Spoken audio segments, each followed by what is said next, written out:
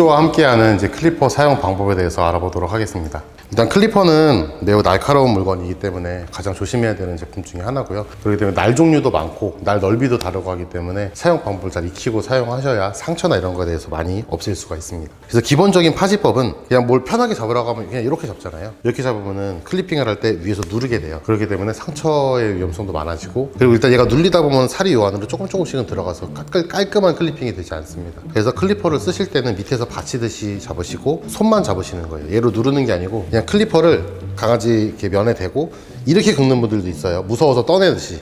이것도 안 됩니다. 시작은 여기 닿지만 들어갈 때는 면이 다 닿으셔야 돼요. 기계 무게로만 진행이 된다고 생각하시되 흔들리니까 살짝만 받쳐준다 라고 생각하시고 이렇게 살짝 닿다가 이 뒷면이 다 닿으면서 앞으로 진행해 가셔야 됩니다. 그래서 대신 이걸 누르시면 절대 안 되고 그냥 이 기계 무게로 뒤에서 이렇게 밀어준다라는 느낌으로만 움직이시면은 좀 더 안전하게 미용을 하실 수가 있고요. 그리고 이제 이런 면을 미실 때는 좀 편하게 미셔도 되지만 강아지 같은 경우는 겨드랑이나 턱업 이렇게 분리된 부분들 있죠. 이런 데 미실 때는 항상 조심을 하셔야 되고요. 클리핑 할 때 가장 기본이 되는 거는요, 살을 피면서 당기면서 하는 거예요. 그냥 강아지를 이렇게 잡고 이렇게 밀면은 살이 밀려 올라가겠죠. 그러다 보면 또 상처가 생길 수 있어요. 이제 나이가 좀 있는 아이들 같은 경우는 뭐 지방종이나 아니면은 상처가 있던 애들 딱지 같은 게 그냥 뜯기죠. 그렇기 때문에 항상 손으로 아이를 잡고 손으로 피면서 이 피부의 요철이나 이런 것들, 튀어나온 것들이 이제 확인하시면서 천천히 미셔야 됩니다.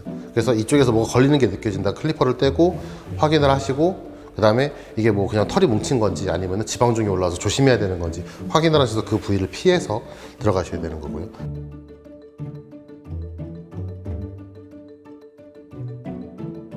그리고 이제 두 번째 중요한 사항 중에 하나는 이게 클리퍼가 종류가 여러 가지잖아요. 근데 클리퍼 종류에 따라서 이 모터 RPM이 달라요. 좀 고급 미용 도구 같은 경우는 속도가 빠릅니다. 움직이는 속도가 매우 빨라요. 그래서 적당한 속도로 클리핑을 해도 털이 뜯기지는 않습니다. 근데 약간 중저가형 같은 경우는 얘가 느리죠. 모터 RPM이 낮아요. 근데 이 빠른 거랑 동일하게 밀어버리면 털이 뜯기는 현상이 생깁니다. 왜냐? 클리퍼가 느리게 움직이니까요. 그래서 약간 RPM이 낮은 도구를 쓰시고 계신다면 천천히 미셔야 돼요. 급하게 막 밀면요, 이 날이 멈추는 순간에도 뜯기는 거예요. 그래서 이런 게 알로페시아 영향이 될 수도 있습니다. 털을 뜯어내기 때문에. 그리고 털이 뜯기게 되면 거기 모근이 상해서 와이어 코트가 올라올 수도 있고요. 그렇기 때문에 클리퍼는 항상 급하게 쓰시지 마시고요, 빠르던 느리던 천천히 꼼꼼하게 가시는 게 좋아요. 빠르게 해도요 다 안 잘립니다. 천천히 가시면 더 깔끔하게 잘려요. 빠르게 10번 가는 것보다요 천천히 2번 가는 게 더 깨끗해요. 그래서 급하지 않게 미용하시는 게 가장 중요하다고 생각되고요. 그리고 이제 항상 쓰실 때 발열이 심하기 때문에 이거는 오일을 항상 발라주셔야 되고, 보관하실 때도 항상 오일을 발라주셔야 되고요. 그리고 이제 날 청소 같은 경우는 쓰시고 나면은 이제 날 청소하실 때 보면 그냥 붓으로 이렇게 터시는 분들도 있고 한데, 지금 요 클리퍼 날처럼 약간 두께가 있는 것 같은 경우는 여기에 맞는 붓을 써야겠죠. 칫솔 같은 거 써도 안 들어갈 수 있어요. 길이가 안 되니까. 그래서 조금 긴 거를 쓰셔야 되고, 보통 날이라고 생각을 했을 때는 이제 그냥 솔로 털어내는 경우도 있는데, 그런 거를 녹이나 이런 거를 아니면은 뭐 좀 지저분한 아이들 밀었을 때는 때가 낀 거를 못 벗겨내요. 그럴 때 가장 좋은 거는 신추솔입니다. 신추솔. 스테인리스보다 강도가 약하거든요. 그걸로 얘를 빗어냈을 때는 스테인리스에는 데미지가 없고 신추솔이 갈리면서 청소가 됩니다. 그렇게 되면 진짜 새 것처럼 반짝반짝해져요. 시중에서 검색하시면은 한 2-3천 원이면은 한 2-3개씩 세트로 있는 거 사실 수 있을 거예요.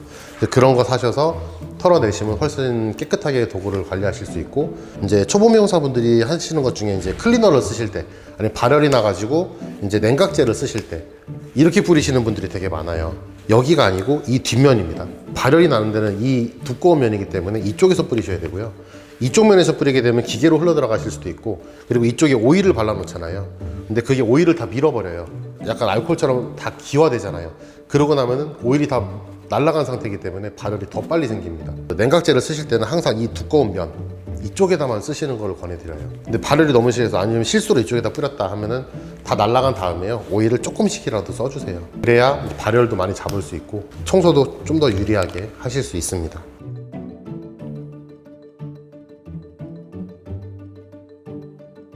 그리고 이제 날 청소하실 때 이게 모르시는 분들이 있어서 한 번 더 알려드리고자 그림을 그려보려고요. 지금 클리퍼 날을 보면 이제 움직이는 날 있죠. 요 날 이 날을 아예 빼서 이제 청소하시는 분들이 있어요. 이 날을 빼서 청소할 때 조심하셔야 될 거는요, 뭐 검정색인 것도 있고 하얀색인 경우도 있거든요. 이 날하고 이 스프링을 막아주는 이 부분인데, 이 부분이 이렇게 생긴 것도 있고요, 그리고 여기에 이렇게 나와 있는 부분이 있어요. 근데 그냥 이렇게 일자로만 생긴 거라면은 큰 상관은 없어요. 근데 이렇게 튀어나와 있는 거는 날이 여기에만 닿아요. 그래서 발열이 적거든요. 근데 이거를 뺐다가 끼면서 얘가 계속 마모가 됩니다. 완전히 뺐다 끼면. 그래서 결과적으로는 이렇게 돼요. 그렇게 되면 그 클리퍼 날은요, 발열이 훨씬 심해져요. 원래는 이 포인트만 닳게 이렇게 닫아버리는 거죠. 그럼 발열이 한 5배는 많아진다는 얘기예요. 그렇기 때문에 얘를 다 빼서 만약에 청소를 하시게 되면요, 그냥 끼우시지 말고 겸자로 들어서 이게 갈리지 않게끔 그냥 부드럽게 들어가서 딱 스프링을 놓을 수 있게끔 그렇게 해서 청소를 하시게 되면은 이 클리퍼 발열이나 이런 걸 많이 막을 수 있어요. 그냥 밀어 놓으면요, 여기서 까만색이나 하얀색이 갈려 나오는 게 눈으로도 보입니다. 그래서 그것만 조심하시면은 약간 클리퍼 날의 수명도, 클리퍼 날 비싸잖아요.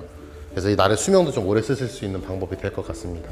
그래서 클리퍼 날에 이러한 내용들도 있고, 이런 거 이외에도 이제 도구 사용법 중에서 조금만 이렇게 하면은 훨씬 더 좋은 방법들이 많은 그 도구 사용법들이 많습니다.